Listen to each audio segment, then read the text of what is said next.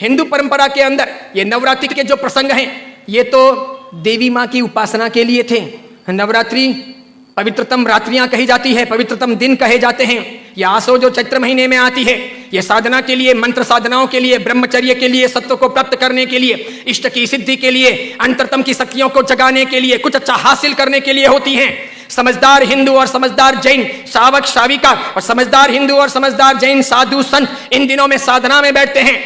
मौन रहते हैं, ब्रह्मचर्य का परिपालन करते हैं और आगे बढ़कर के शक्तियों को साधते हैं। उस जमाने में देवी माता की आरती करना, घट स्थापना करना, देवी माता को रिझाना और पुरुष एक तरफ महिला एक तरफ, महिलाओं की जगह में पुरुष की जगह में देवी माता को बीच में रख करके मात्र उनके हाथ से गरबे लें और इस प्रकार उनकी भक्ति करें, यह परंपरा थी नवरात्रि की।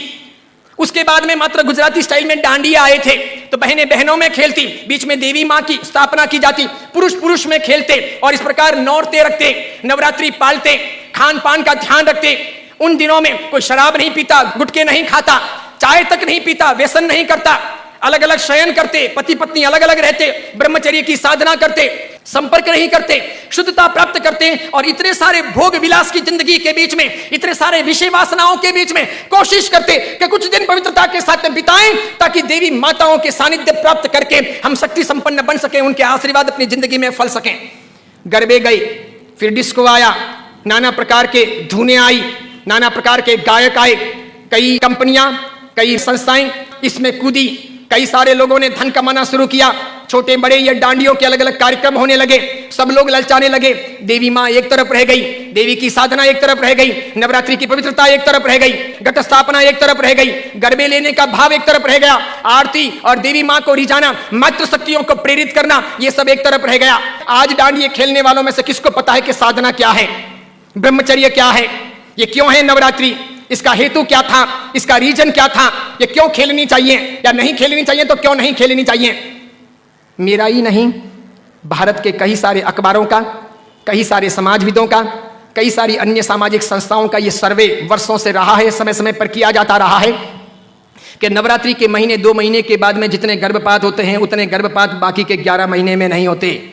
तो ये व्यभिचार नहीं है तो क्या है, ये दुराचार नहीं है तो क्या है, ये जीवन की भ्रष्टता नहीं है तो क्या है। इस बात पर मैं कुछ वर्षों पहले बोला था, अभी किसी ने वो वीडियो वायरल कर दिया और उस वीडियो को लेकर के अखबार ने लिखा। मैंने कहा जो सच है वो सच है कि हम अपनी साधनाओं को बचाएं, बेच ना दें। हिंदू धर्म की परंपरा हो कि जैन धर्म की परंपरा हो, कोई भी उत्सव महोत्सव हो, मैंने समय समय पर यह भी कहा था गणपति अगर हिंदू धर्म के देवता हैं और गणपति के महोत्सव अगर मनाए जाते हैं या उनका आराधन अगर किया जाता है तो उसमें कहीं जुआ नहीं खेलना चाहिए, शराब नहीं पीनी चाहिए, गणपति के नाम पर तमाशे नहीं करने चाहिए, लड़कियों के साथ में नाच गान नहीं होने चाहिए, गणपति लड़कियों को छेड़ने के लिए महोत्सव के तौर पर नहीं आ रहे, लड़कियां अपनी जगह पर हों, पुरुष अपनी जगह पर हों, वहां शराब नहीं पी जानी चाहिए, उनके पैसों का प्रपंच नहीं होना चाहिए, गणपति को सेलेबल नहीं बनाया जाना चाहिए। हिंदू धर्म अगर इन चीजों को नहीं संभालता है तो धीरे धीरे भारतीय संस्कृति का विनाश होगा। सिखों ने अपनी धर्म परंपराओं को संभाला है, मुसलमानों ने अपनी धर्म परंपराओं को संभाला है, ईसाइयों ने अपनी धर्म परंपराओं को संभाला है। उनके जो ओकेशन होते हैं वो दूसरों को इंटरफियर करने नहीं देते, वो उसमें घालमेल नहीं करते। हिंदू और जैनों को इस बारे में सावधानी रखनी आवश्यक है। कल ऐसा ना हो जाए कि पर्युषण महापर्व के दिन आए या राखा तीज का दिन आए या कार्तिक पूर्णिमा का दिन आए और कोई उसे किसी प्रतिष्ठान के नाम पर प्रोजेक्ट कर लें कि चलो अब महोत्सव को इस प्रकार मनाएंगे, उस प्रकार मनाएंगे, तो 25 साल 50 साल के बाद में ऐसा हो सकता है कि हमारी होली की आराधना या हमारे पर्युषण महापर्व की आराधना का रूप रंग बदल जाए। जैसे मैंने नहीं कहा था कि मात्र संगीतकारों को बुला करके हम 9 दिन की भक्ति रख लें, सुबह भी भक्ति, रात को भी भक्ति, ठीक है, और इस प्रकार पर्युषण आगे बढ़ जाए और अच्छी खासी संख्या के अंदर वे आधुनिक संगीतकार आधुनिक धुनों पर बहुत गाएं और नौजवान लड़के लड़कियों को मजा आ जाए, सब वहीं पर जाएं। तो 10 साल 15 साल तक अगर ऐसा चले तो आज एक ने किया, कल दूसरा करेगा, परसों तीसरा करेगा, अब चौथा करेगा, धीरे धीरे साधुओं के व्याख्यान में कोई नहीं जाएगा, पर्युषण महापर्व के प्रवचन एक तरफ रह जाएंगे, कल्पसूत्र जी हवा खाते रह जाएंगे और पर्युषण का रूप बदल जाएगा। ये नहीं हो सकता, ये नहीं किया जाना चाहिए। मैं इसलिए कह रहा हूं कि मेरी जिंदगी तो बहुत छोटी है, मैं तो कल दुनिया से चला जाऊंगा, लेकिन भगवान के शासन की परंपराएं नहीं मरनी चाहिए, हमें उन्हें जिलानी होगी। हमारे बच्चों को ये पता नहीं, उनको तो क्या है, नाचना गाना कूदना घूमना फिरना अच्छा लगता है, उन्हें सामाजिक प्रतिक्रमण ना अच्छे लगे,